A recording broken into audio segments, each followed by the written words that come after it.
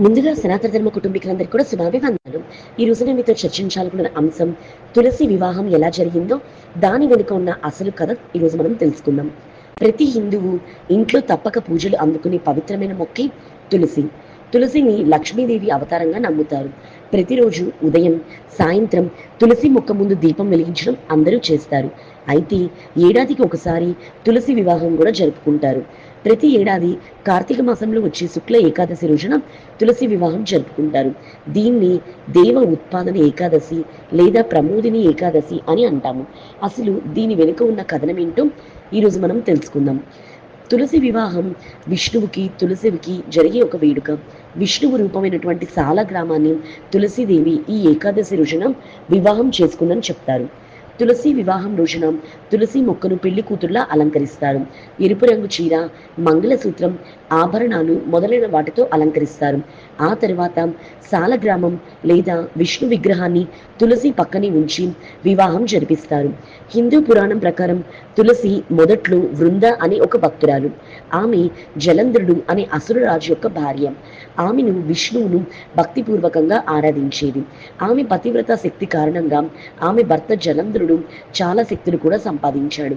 భార్య పతివ్రత బలంతో జలంధ్రుడు దైవ శక్తుల కన్నా బలవంతుడయ్యాడు. దీంతో జలంధరుడి యొక్క అహంకారం ఎక్కువైంది. దేవతలందరూ కూడా విష్ణుమూర్తిని శరణు వేడుతారు. జలంధరుడి ఆట కట్టించాలంటే బృందాదేవి పాతివ్రత్యాన్ని భంగపరచడమే దారి అని నిర్ణయించుకుంటారు. దీంతో విష్ణు భగవానుడు జలంధరుడి రూపంలో బృందాదేవిని చేరుతాడు. తన భర్తే అనుకొని బృందాదేవి కూడా విష్ణు సాంగత్యంలో ఉంటుంది. కానీ తర్వాత అక్కడున్నది తన భర్త కాదని విష్ణు భగవానుడు అని తెలిసాక విష్ణువుని శపిస్తుంది.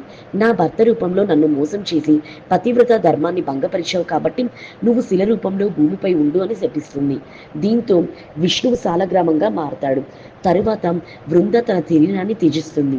ఆ శరీరం త్యజించినప్పుడు పుట్టిందే తులసి వృక్షం. తులసిని సాలగ్రామ రూపంలో ఉన్న విష్ణువు దైవతల సాక్షిగా వివాహం చేసుకుంటాడు. అప్పటి నుంచి ప్రతి ఏడాది తులసి వివాహం సాంప్రదాయంగా సాగుతుంది. తనను ఎంతో భక్తిపూర్వకంగా పూజించే బృందకు మహావిష్ణువు వరమిస్తాడు. నువ్వు నాకు చాలా ప్రియమైన దానివి. నీ ఆకులు లేకుండా జరిగే నా పూజ అసంపూర్ణంగా ఉంటుంది అని వరమిస్తాడు.